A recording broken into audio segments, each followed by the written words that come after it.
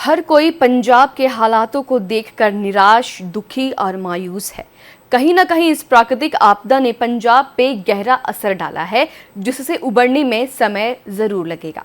जहां एक तरफ लोगों ने पंजाब को सिर्फ वीडियो और सोशल साइट्स पे बिखरता देखा, वहीं दूसरी तरफ हमारी संवाददाता मोनिका शुक्ला ने उस व्यक्ति से बात की जो बाढ़ पीड़ितों के लिए किसी मसीहा से कम नहीं, डॉक्टर फैजूल, जिन्होंने पंजाब के कई गांवों में उनका गांव का दौरा किया और राहत सामग्री भी वितरित की।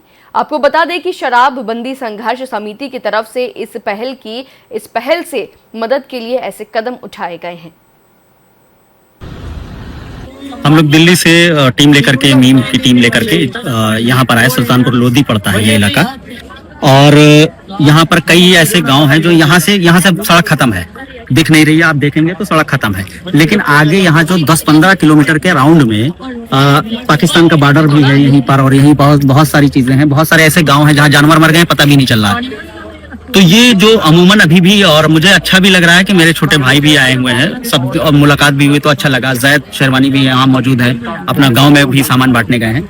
देख रहे हैं कि चारों तरफ लोग जो है परेशान हाल हैं, कोई मदद करने आया है, कोई मदद लेने आया है।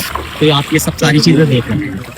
तो बहुत सारी ऐसी जगह, जैसे एक कड़का पिंड है, यहाँ से 10 किलोमीटर दूर है, उन लोगों से बात हुआ तो मुस्लिम गांव है। फिर फैजुल्ला हसन जी अभी हमारे साथ हैं। जिस तरह से वो पंजाब के हालातों से रूबरू होके आए हैं, जहाँ पे बाढ़ पीड़ित लोग वहाँ पर काफ़ी ज़्यादा परेशानियों का सामना कर रहे हैं, और वो उन हालातों को जी के आए हैं, उनसे ही बात करते हैं।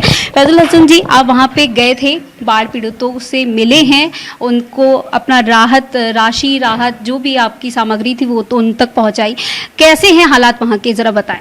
बहुत शुक्रिया आपका, चूँकि इस मुद्दे पे जो बहुत ज़रूरी मुद्दा है, इस पे बात करने के लिए। मैंने अलीगढ़ से पढ़ाई किया, PhD तक की पढ़ाई किया, मैं यूनियन का प्रेसिडेंट भी रहा। क्योंकि जिस सर सैयद ने उस यूनिवर्सिटी को बनाया था, वो इसीलिए बनाया था कि उन्होंने कहा था कि जो हुजूर की चीज़ें हैं, हुजूर अक़दस सल्लल्लाहु अलैहि वसल्लम की चीज़ें हैं, खिदमत खल्क का मसला जो प्रायोरिटी है, हम नमाज, रोज़ा, ज़कात, हज ये सब करें, ये तो हमारे लिए है, हम अपने लिए करेंगे। लेकिन जो इस्लाम असल है, वो ज़मीन पर उतर करके लोगों को क्या दिखे, हमसे क्या मुतासिर हो, वो हमें दिखाना मकसद था। फिर हम दिल्ली में जो हमारे दोस्तों की एक टीम है, हमारी मीम टीम है, movement for education and empowerment of masses करके, उनको लिया अपने जेब से, जो जिनके निकला सबको लेकर के पहुंच गए। खैर अननोन थे, लेकिन धीरे धीरे जो रास्ते और रिसर्च करता गया तो करीब 550 गाँवों का सफ़र किया, एक गांव तक के सर्वे किया, 8 जिलों में काम किया। जो बॉर्डर के इलाके थे, चाहे वो फजीलका हो, पठानकोट हो, या अमृतसर हो, चाहे कपूरथला हो, ये सब बहुत मुतासिर ज़िलों में से हैं।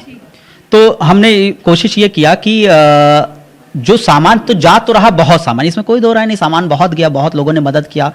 हिंदुस्तान के मुसलमानों ने तारीख रकम कर दिया, ऐसा मैसेज भी गया, पंजाबियों के दिल को बहुत बड़ा जो है कर दिया।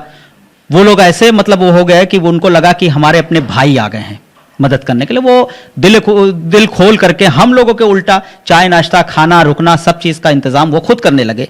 और इतना कि मतलब इमोशनल हो गए थे वो लोग। हालात उनके बहुत बुरे थे, पानी में कोई घर डूबा है, कोई नुकसान हो गया है, और सारी चीज़, जैसे पानी उतर गया, अब बहुत सारी मुसीबतें आ गई, बीमारी आ गई। अब क्या होता है कि जिसका घर डूब गया, बर्बाद हो गया, अगर उसके गांव में सामान नहीं पहुंच पाया, या पहुंचा भी है, 1 महीना 2 महीने का अनाज पहुंचा या सामान पहुंचा, उसके बाद भाई 1 करोड़पति आदमी रहा हो, लग्जरी लाइफ के साथ जी रहा हो, या मिडिल क्लास आदमी सुकून से एक रोटी खा रहा हो, उसका काम रहा हो, बिजनेस रहा हो, या खेत रहा हो, सब तो बर्बाद हो गया। अब उसके पास जीवन के लिए वो है जो आप दे करके आए गांव में। अब वो उसको खत्म करने के बाद क्या करेगा? न उसके पास नौकरी बची, न उसके पास कोई मजदूरी बची, न उसके पास कोई बिजनेस बचा, सब तो खत्म हो गया। तो अभी भी मैं ये मानता हूं कि 6 महीना तक के पंजाब, अपने उस खुशहाल पंजाब वापसी करने के लिए 6 महीना कम से कम लग जाएगा। पर सोशल साइट पर एक तरीके की अफवाह उड़ी है कि अब पंजाब काफ़ी हद तक उबर चुका है अपनी चीज़ों से, तो वो वाकई में अफवाह है या फिर इसमें कहीं ना कहीं कोई सच्चाई है? देखिए, जो वहाँ तक नहीं पहुँचा है वही ये बात करता है। जो वहाँ तक गया, जो गाँव के हालात देखे, लोगों से बात किया, लोगों की मदद किया, वो कभी आपको कहता हुआ नहीं मिलेगा। वो ऐसा नहीं, वहाँ सिस्टम बहुत अच्छा है, पंजाब बहुत अच्छा है, गुरुद्वारे सिस्टम है, गुरुद्वारा में लंगर भी चल रहा है, सब कुछ चल रहा है। लेकिन सर्वाइवल के लिए नहीं हो सकता ना, वो 1 दिन, 2 दिन, 4 दिन, महीना भर, हफ्ता भर, ये तो फैमिली को सर्वाइव करने के लिए हो सकता है। लेकिन जिन घरों में, जिन गांव में अभी तक के 1 महीना से लाइट नहीं आ रही है, चारों तरफ घर के पानी भरा हुआ है, जानवर के खाने का चारा नहीं है, आप क्या लेकर के जाकर दे सकते हैं, कैसे, मतलब वो अगर शाम हो गई तो वो गांव से बाहर इसलिए नहीं जा सकते डर के मारे क्योंकि कोई कीड़े मकोड़े आ जा रहे हैं, सांप आ जा रहे हैं। दिक्कत ये है कि फिर वो सोए कहाँ, लेटे कहाँ, मोबाइल क्या, सब चीज जो आज के वक्त में जो सबसे इंपॉर्टेंट चीजें हैं सर्वाइवल के लिए, वो उनके लिए मुहैया कराना ये सबसे बड़ा टास्क है। जैसे बहुत सारी टीमें जा रही हैं, मेडिकल कैंप लगा रहे हैं, सारी चीज है, लेकिन अब क्या है, जो जैसे जैसे पानी उतर रहा है बीमारी फैल रही है, डिहाइड्रेशन हो रहा है, इचिंग की परेशानी हो रही, स्किन की परेशानी हो रही है, क्योंकि वो पानी ऐसा नहीं है कि पानी साफ पानी आया था, वो बहुत गंदा भी हो गया, बहुत सारी चीजें हो गई, बहुत क्या क्या चीजें आई, तो उससे बहुत नुकसान तो खैर बहुत हुआ पंजाब का। लेकिन मुझे ये लगता है कि पंजाब में काम करने से एक सबसे बड़ा फायदा यह है कि वो पंजाब वासी एहसान फरामोश नहीं है, वो बहुत एहसानमंद लोग हैं, वो सूद समेत उनका वापस करेंगे, ये मुझे पूरा यकीन हो गया है वहां पर काम करने में। 10 से 12 दिन जरूर काम किया, लेकिन बहुत कुछ सीखने को मिला।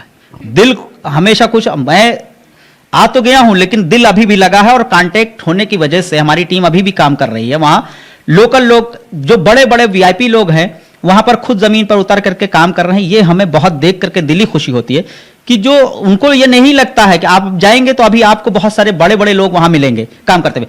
सबसे बड़ा अफसोस जो हुआ मुझे, वो नेशनल मीडिया ने किया। जो नेशनल मीडिया और जो प्रधानमंत्री और जो सरकार किसी एक क्रिकेटर के पैर में चोट लगने का ब्रेकिंग न्यूज बना देता हो, उनको दुख होता हो, वो आंसू निकल आते हो प्रधानमंत्री जी के, वो पंजाब को लेकर के एकदम मायूसी छाई रही, एकदम उसको बाइकाट कर दिया। जिन मुसलमानों ने काम किया, जिन मुसलमानों को वहां पर हीरो बनाना था, उसको इसलिए बाइकाट कर दिया कि कहीं मुसलमान चेहरा ना फेमस हो जाए। कोई, हम फेमस होने के लिए नहीं गए थे, हम काम करने के लिए। लेकिन पंजाब क्या हमारा स्टेट नहीं है, या पंजाबी हमारे नहीं है? आप उसको कैसे डिनाई कर सकते हैं, जो नेशनल मीडिया में आना चाहिए था।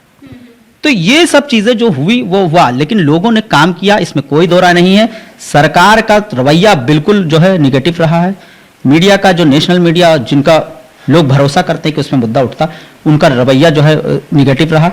मैं ये चाहता हूं कि इस मुद्दे को और सब लोग मिलकर के, जहां तक आपके जरिए मेरी आवाज पहुंच जाए, वो कोशिश करें कि कम से कम 6 महीना तक उनकी मदद भी जरूरी है। ये बिल्कुल भूल जाएं कि उनको जरूरत नहीं है, बिल्कुल कीजिए, और स्टेट में कीजिए, सब जगह कीजिए, लेकिन पंजाब को भूलिएगा मत। पंजाब में 10 दिन, 15 दिन, 2 महीना, 6 महीना तक के आपको काम करना ही करना है।